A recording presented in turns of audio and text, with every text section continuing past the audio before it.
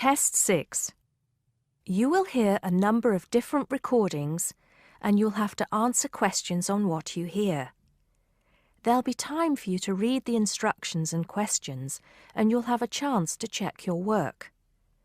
All the recordings will be played once only. The test is in 4 sections. At the end of the test, you'll be given 10 minutes to transfer your answers to an answer sheet. Now turn to Section 1. Section 1. You'll hear someone booking transport for a trip. First, you have some time to look at questions 1 and 2.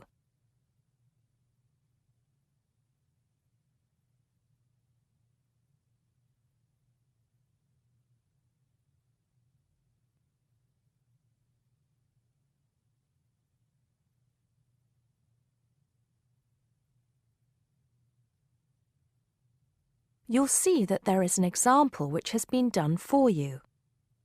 On this occasion only, the conversation relating to this will be played first. Good morning, Burnham Coaches. Sarah speaking. How can I help you? Yes. Good morning. I'm a teacher at the Down Language School. We have a bit of a problem, and I was wondering if you could help us out. The man says he is a teacher, so teacher has been written in the gap. Now we shall begin. You should answer the questions as you listen because you will not hear the recording a second time. Listen carefully and answer questions 1 and 2. Good morning, Burnham Coaches. Sarah speaking. How can I help you? Yes. Good morning. I'm a teacher at the Down Language School. We have a bit of a problem, and I was wondering if you could help us out. What is the problem exactly? Well, we normally take our students on an excursion at the end of their course. But unfortunately, the coach firm we normally use has let us down. It seems they've gone out of business. I'm sorry to hear that. I suppose you are looking for a replacement. Well, yes. We won't need a very large coach, actually. There will be 30 students and 4 teachers. So that's 34 in all. And what dates did you have in mind? The last Saturday and Sunday of this month. That's the 28th and 29th. The 28th and 29th. Does that mean you are planning to stay somewhere overnight? That's right. Actually, we want to do the same excursion that we do every year. We usually visit Stonehenge, Salisbury, and stay overnight in Bath. It's a historical tour, really. It sounds interesting. Let me just see what we have available. Oh dear, I'm afraid all our coaches are booked out for the 28th. It's the busiest time of the year for us, actually. I was afraid that would be a problem. But you have a coach available for the 29th? Yes, we do. And it's available for the 30th as well, if that's any help to you. I'm afraid not. Sunday is the last day. The students go home on Monday. I think we'll just have to change our plans a bit and leave out Salisbury. It's a shame, but I don't think we can fit in all 3 places in one day. So you would like to book the coach for the 29th, visiting Stonehenge and Bath, is that right? Yes, I think so. Before you hear the rest of the conversation, you have some time to look at questions 3 to 10.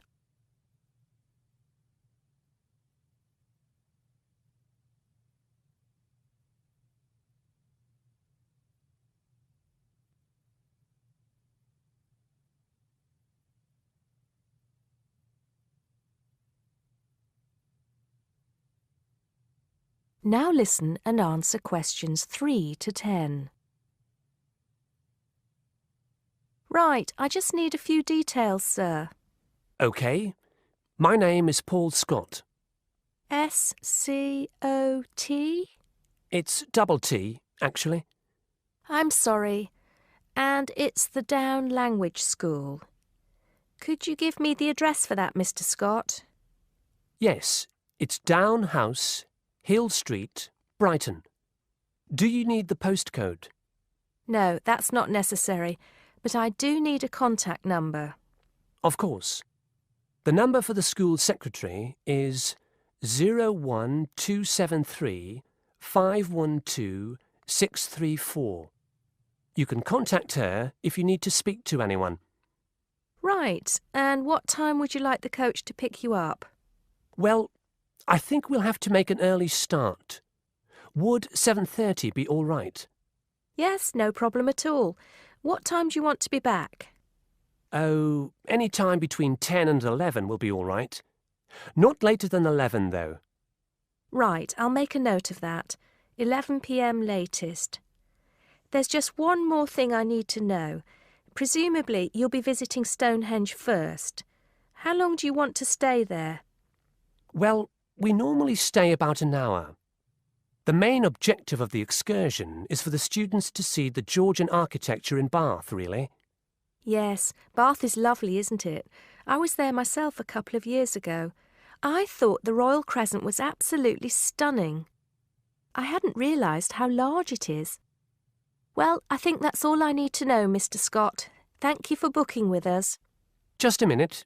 There's one thing you seem to have forgotten. How much will this cost? Oh, I'm terribly sorry. I was thinking about Bath. Just bear with me a moment. Yes, it's a round trip of 300 miles and a total time of 16 hours for the driver. For a 45-seater coach, that will be a total of £500, including tax and insurance. Do we have to have such a large coach? There are only 34 of us. We don't have any smaller coaches, I'm afraid. Oh well. At least we won't be cramped for space. When do we have to pay? We require a 20% deposit to confirm the booking. I suggest that you do that as soon as possible, today if you can. The balance you can give to the driver if you're paying by cheque. Have the cheque made out to Burnham Coaches. I think that'll be all right. I will have to check this with the school accountant, but if all is well, I'll arrange for someone to bring you the deposit within the next 2 hours. That'll be fine, Mr. Scott. Well, thank you very much indeed. Goodbye. Goodbye. That is the end of section 1. You now have half a minute to check your answers.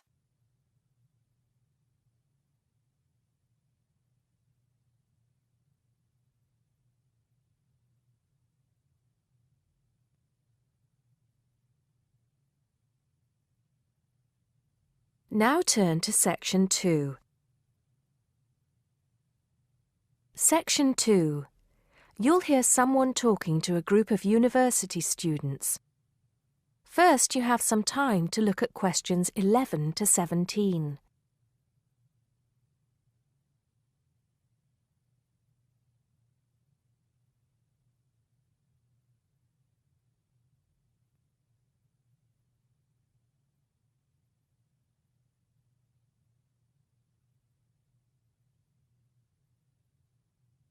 Now listen carefully and answer questions 11 to 17. Good morning, everybody, and welcome to Upton University. I hope you are settling in and beginning to find your way around. I know how confusing it can be when you start life at university, and that's why we have Freshers Week to help you find your feet. Before I go any further, I should perhaps introduce myself. My name is Sally Jackson, and I am the Secretary of the Students' Union, which has organized this week of events for you. You will usually find me in the office on the first floor of this building when I'm not attending lectures. Anyway, down to business. Of course, there are a few things that you are obliged to get done during your first week here. But once you've opened a bank account, if you haven't got one already, seen your director of studies to discuss which courses you are going to take, and signed up with a doctor, there will be plenty of time left to enjoy the events we have arranged for the week. And have we got a lot lined up for you? Throughout the week from Monday to Friday, Every morning, starting at 10 a.m., there will be orientation and welfare events. These will include tours of the campus, which, as you have probably noticed, is the size of a small town with 9,000 residential students, as well as sessions on developing study skills. We also have tours of Upton itself arranged for you, with a bus leaving from outside this building every afternoon at 5 o'clock. There are a number of interesting things to do and see in and around Upton, so you can expect visits to the castle and museum as well as the popular Ghost Walk. You'll need to sign up for this one, as numbers are limited. Just put your name on the list on the notice board in the entrance lobby. An important event is scheduled for Monday, that's the day after tomorrow, when we will be holding the academic fair. This is an opportunity for you to speak to students and academic staff about the courses that are on offer. The academic fair starts at 1 o'clock, by the way. There are a couple of other fairs that I think will interest you. First of all, we have the Societies Fair on Tuesday the 16th, which I think is an absolute must. You might not believe it, but the university has over 150 societies and sports clubs you can sign up for, so you are sure to find something of interest to you. That also starts at 1 o'clock, and it will be here in the Union Building. Also in this building is the Trade Fair on Wednesday from 2 until 5 in the afternoon. This one might sound a bit strange because you will find a load of banks and other businesses here trying to get your custom. You will find plenty of bargains and, best of all, a lot of the businesses give away stuff for free. Before you hear the rest of the talk, you have some time to look at questions 18 to 20.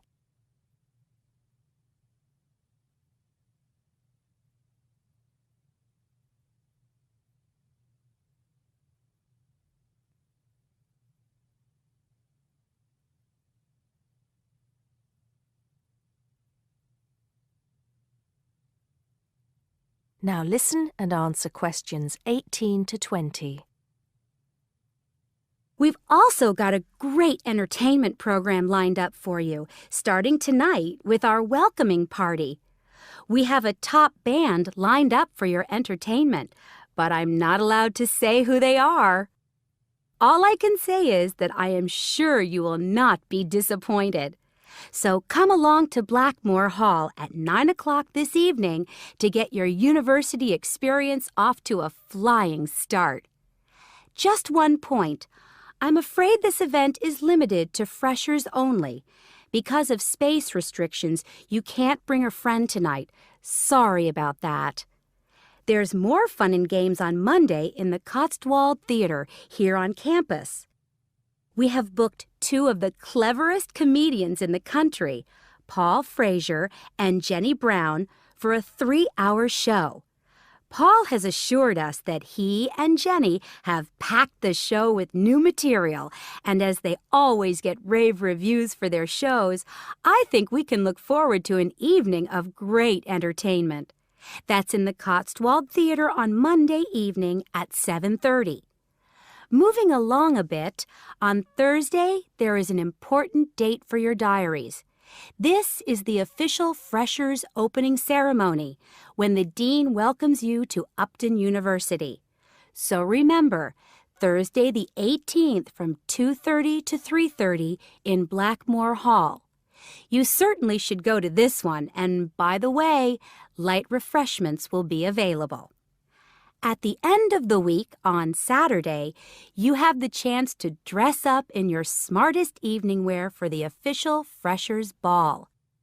Actually, although it's called a ball, it is quite a relaxed affair, so we are more than happy if you turn up wearing jeans and a t-shirt. The important thing is to relax and enjoy yourselves. Time and place are the same as for this evening's party. Blackmore Hall from 9 in the evening to 3 o'clock in the morning. Right. I think I've covered the most important and exciting events we have lined up for you, but there will be plenty of other things going on throughout the week, so remember to check the notice board in the entrance lobby regularly. Enjoy the rest of the day, and I look forward to meeting as many of you as possible this evening at the welcoming party. That is the end of Section 2. You now have half a minute to check your answers.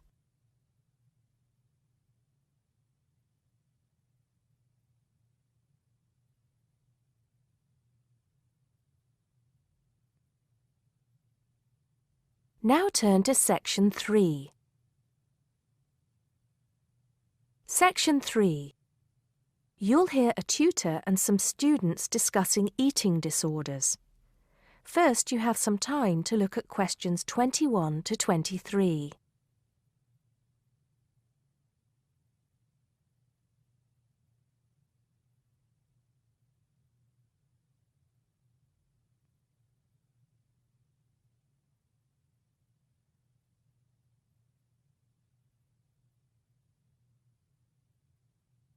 Now listen carefully and answer questions 21 to 23.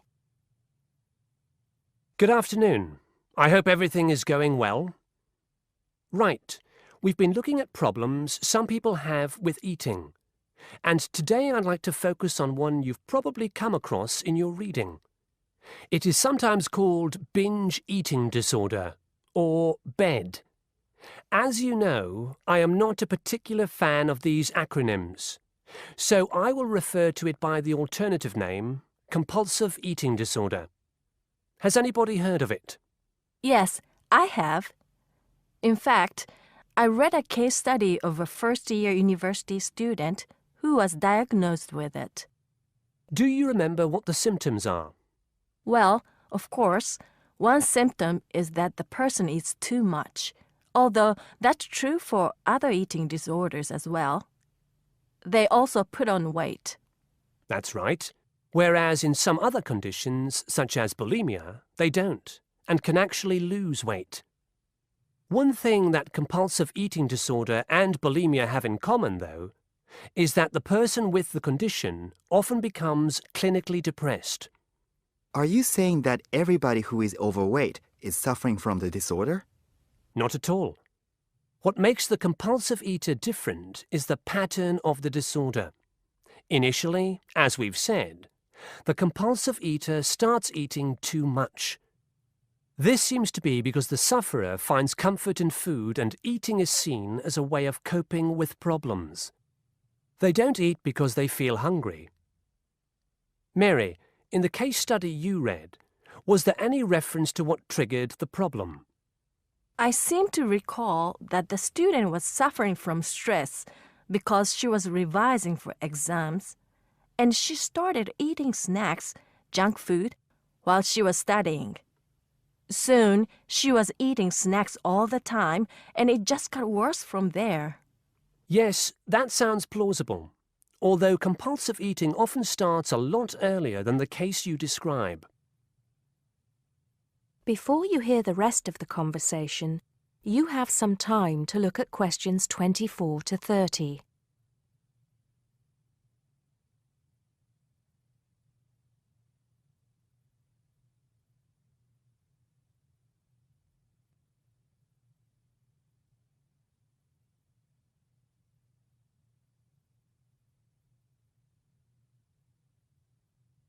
Now listen and answer questions 24 to 30. Anyway, once the condition has been triggered, often by constant snacking as you mentioned, it becomes progressively worse. Over a period of time, the sufferer loses control of their food intake. They become preoccupied with food, and the binge eating increases. Overeating blocks out negative emotions such as loneliness, worries about work, depression, and so on. But it is only a temporary effect.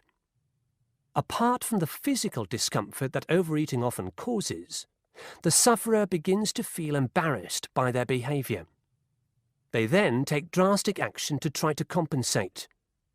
In an attempt to lose weight, Compulsive eaters will try extreme diets, skipping meals, or going without any food at all for a day or more.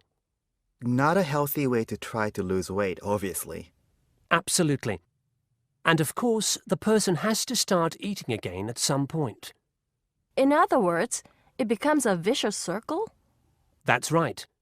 Binge eating, extreme dieting, or attempts to lose weight by other means, and then binge eating again. What are the long-term effects of compulsive eating?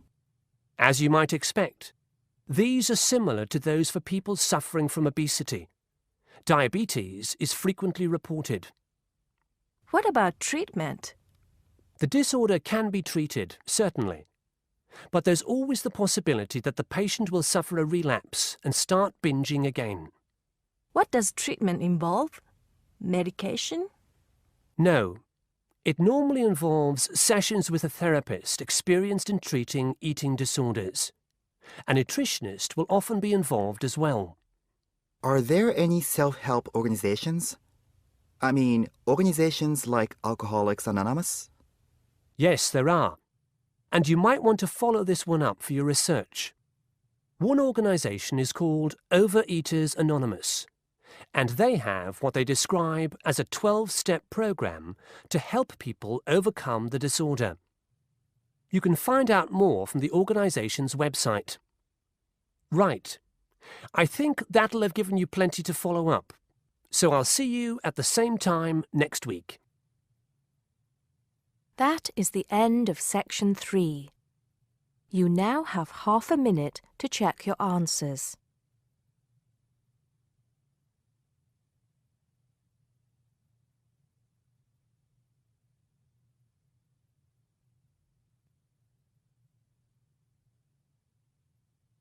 Now turn to section 4.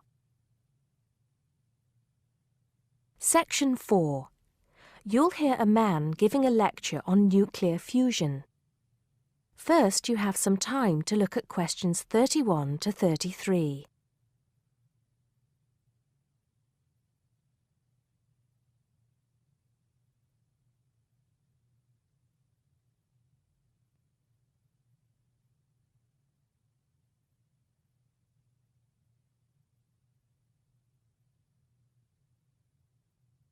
Now listen carefully and answer questions 31 to 33.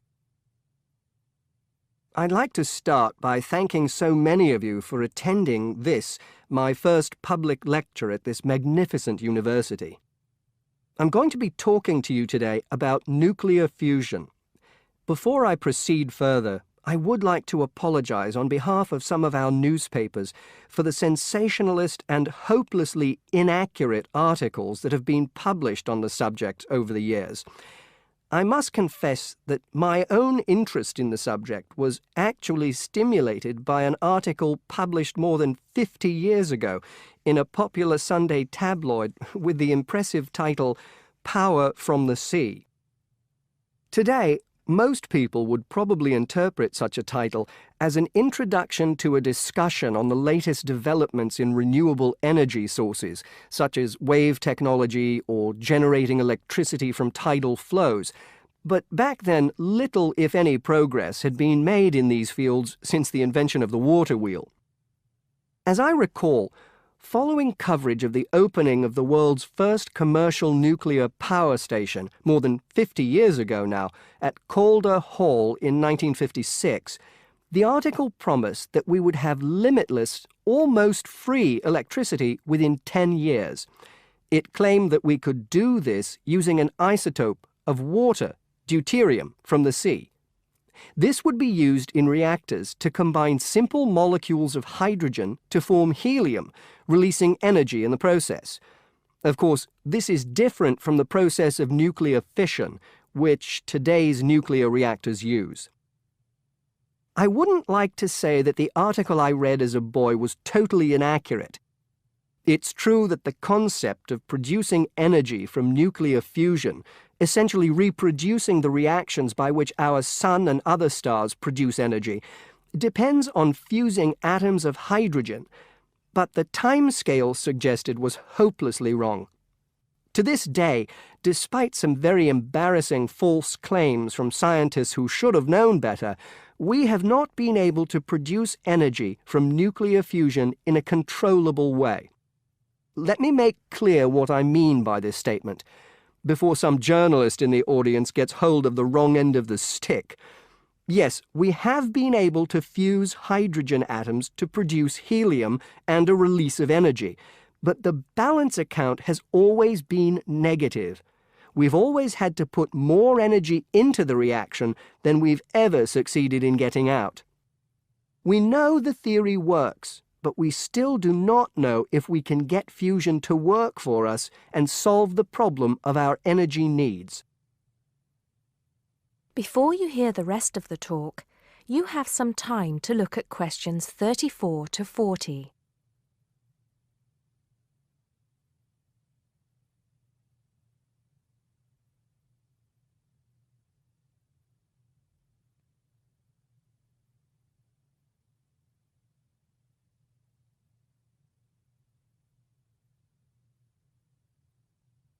Now listen and answer questions 34 to 40. Here, I will briefly explain these problems before going on to give you a summary of the innovative ways being tested to overcome them. First of all, we have to try to understand the incredible physical conditions that exist inside a natural nuclear fusion reactor, such as the Sun. To start with, we have to create temperatures never experienced on our planet. Indeed, if we had experienced the temperatures required, then our planet would never have formed. We have to generate temperatures of at least 100 million degrees Celsius in a carefully controlled environment before we can even hope to produce a fusion reaction. The problems are immense, but it can be done. Many of you will know that you can put your hand into a very hot oven and not get burnt, provided you do not touch any of the surfaces. I won't go into the reasons for this phenomenon here, but we are applying roughly the same principles in designs for fusion reactors. I think I can promise you that the heat will be confined to a very small area. The other major problem we have to find a solution to is pressure.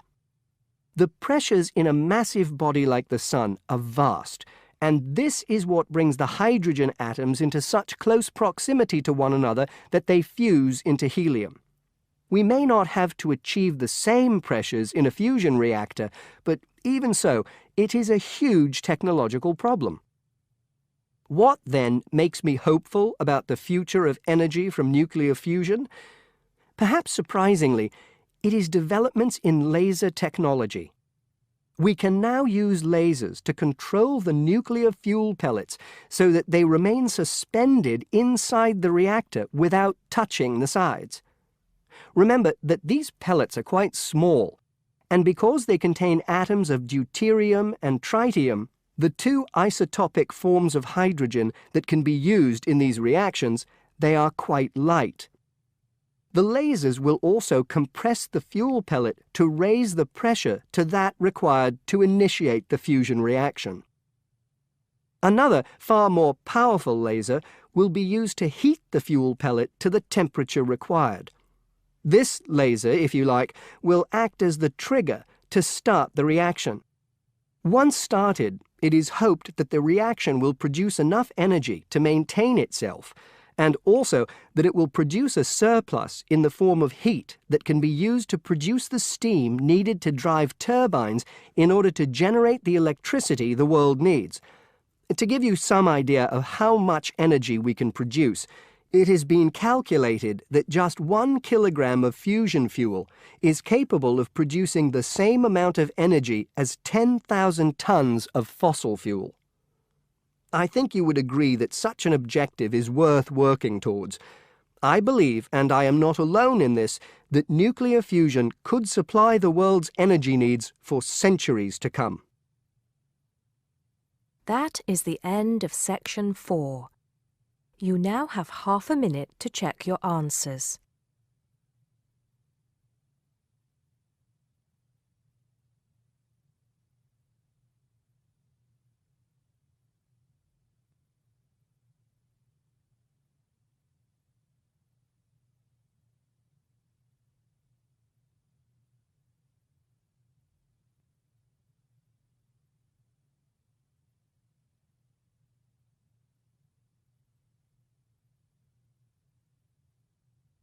That is the end of the listening test.